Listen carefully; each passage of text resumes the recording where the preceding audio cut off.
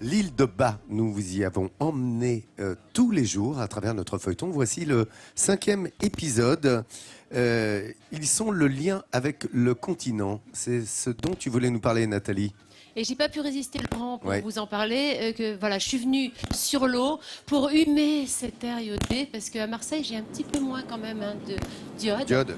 Je suis bien, je suis quasiment à la sortie du port. Quand vous empruntez les navettes, à partir de là, vous avez quoi, 10 minutes pour atteindre l'île de Bas. C'est vrai que toute la semaine, on l'a exploré. On a exploré ceux qui y vivent, les Iliens qui l'aiment tant, cette île de Bas. Moi, j'ai envie de dire que c'est pas la fin, c'est le début finalement. On est vendredi, donc ça donne juste envie d'y aller faire un petit tour. Et cette île, elle n'existerait pas sans le lien qu'exerce David. David, il est capitaine d'un bateau qui fait la navette entre l'île de Bas et le continent plusieurs fois par jour. Et David, il transporte des denrées, des matériaux, tout ce qui est très très important pour la vie de tous les jours sur cette île. Et je peux vous dire que David, il aime se sentir utile, il aime être indispensable à tous ces Iliens. Il est un lien précieux à cette île de Bas. Il est 6 heures du matin. L'île de Bas dort encore. Mais sur le port de pêche, au milieu de l'obscurité, des matelots s'apprêtent à prendre la mer. Des containers chargés à l'aide de tracteurs. Ce balai mécanique est sous la responsabilité de David, le capitaine de la barge. Sous ses ordres, 2 matelots. Ensemble, ils assurent une mission cruciale, celle des échanges de marchandises entre Roscoff et l'île de Bas. Il y a la remorque isotherme là, avec des souffleurs dedans. Et l'autre remorque là-bas avec de l'emballage, c'est à charger dans le bateau. Ok. Une fois la dernière remorque chargée sur la barge, il est temps de lever l'ancre. David prend les commandes du navire et met le cap sur Roscoff. 30 minutes de traversée exigeant de la part du marin une extrême concentration. La mer, même calme, peut se révéler dangereuse, surtout la nuit. Ah ouais, c'est souvent plus rude, quoi. Surtout quand les vents sont nordais. On a 30-35 nœuds nordais, c'est pas évident de passer ici, quoi. Parce que le port de Roscoff n'est pas à l'abri. Bon, on peut pas, hein. On va pas vers le danger non plus, mais on essaye de faire le maximum, quoi. David mène sa barge sans difficulté. Il mène à bon port la marchandise, mais sa journée est loin d'être terminée. Avec ses hommes, ils doivent décharger maintenant les provisions venant du territoire insulaire dans ce hangar. Et ils récupèrent des vivres commandés par les habitants de l'île de Bas pour les leur livrer dans la matinée. Au milieu de ce chassé-croisé quotidien avec les transporteurs venus du continent, C'est bon? c'est encore David, le maître à bord. Je vais ouvrir l'autre côté, là. T'as qu'à mettre sur... Ouais, tu laisses sur la palette, c'est bon. David remplit sa mission avec le plus grand professionnalisme.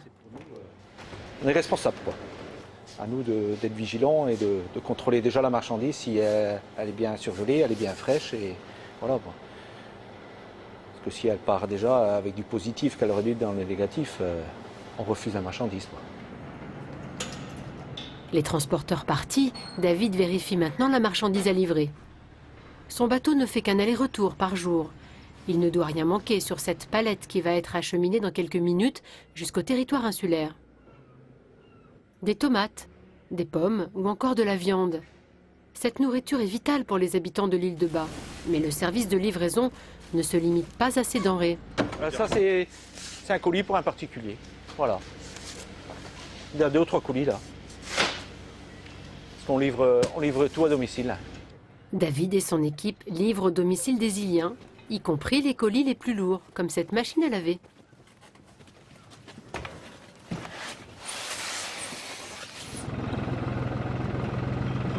En moins de 2 heures, tout est plié. Le soleil se lève doucement. Il est maintenant temps de rentrer sur l'île de Bas. Pour l'équipage du navire, cette traversée retour est aussi l'occasion de prendre des nouvelles des uns et des autres. Mais David, lui, ne lâche pas la barre. Il endosse son rôle de chef à 100%. Une fois à quai, l'équipe entame la dernière étape de leur journée de travail. Bon, Sylvain, tu as les 2 palettes, là. Hein, c'est les cabines de douche, fais attention parce que c'est très fragile. Moi, je pars livrer le frais. Et si j'ai besoin de toi, je t'appelle. Désormais, l'équipe se sépare pour effectuer les livraisons. Tandis que Sylvain s'occupe de la pointe est de l'île, David se charge du secteur du phare. Au volant de son tracteur, dans ce cadre agricole, David prouve qu'il n'a pas seulement le pied marin, il est également un homme de la terre. Son objectif, sillonner cette campagne bretonne pour remettre 8 commandes et en main propre, s'il vous plaît. Je le laisse. Voilà, je prendrai l'autre. Entre les livraisons, David ne marque pas de temps mort. L'homme qui a pris son service tôt dans la nuit poursuit son marathon au milieu de cette île qu'il connaît comme sa poche. On arrive à la supérette et là j'ai 2 palettes. J'ai 2 palettes, une de frais, une de légumes à livrer.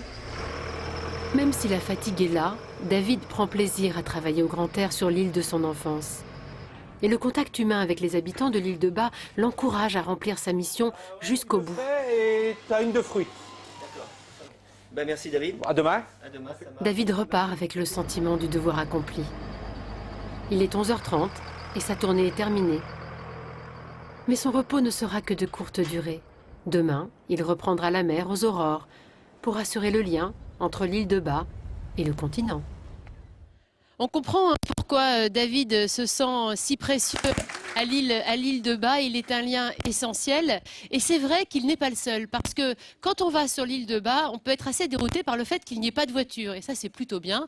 On ne peut y circuler qu'à pied ou à vélo. Et du coup, en voiture, il y a Fabrice. Fabrice, lui, il est taxi-île. C'est lui qui, dans l'île de Bas, fait la navette chaque jour entre le port pour accueillir ceux qui arrivent du continent et qui viennent travailler, ceux qui reviennent de faire leurs courses ou de balades. Il fait quand même entre 10 et 25 fois le trajet dans la journée. Je vais vous dire que Fabrice, il a des kilomètres à son actif. 40 000 kilomètres à son actif. Oui, sur cette petite île, c'est plus qu'un transport finalement, Fabrice. Il est aussi, comme David, un lien social très fort pour la population ilienne. Il recueille, il renvoie le courrier, il fait plein de petits trajets comme ça, il apporte des médicaments. C'est vraiment très important parce que on a beau être à une dizaine de minutes du continent, on n'en est pas moins sur une île avec les inconvénients que ça peut apporter. Donc Fabrice, David, tous les deux, ils contribuent à faire que si vous venez sur cette île de Bas, et je sais que vous allez être séduits après cette semaine merveilleuse qu'on y a passée, vous serez bien, vous serez accueillis toute l'année. On est vendredi, demain c'est samedi, allez hop, on y va. Ah, j'ai cru qu'elle allait C'est plonger. Tu sais, je me suis dit, elle y va à la nage même, tu sais. Je pourrais presque, j'adore. Ah, oui, tu serais capable en plus. Ça, c'est pas un souci pour Nathalie Simon, pour la sportive.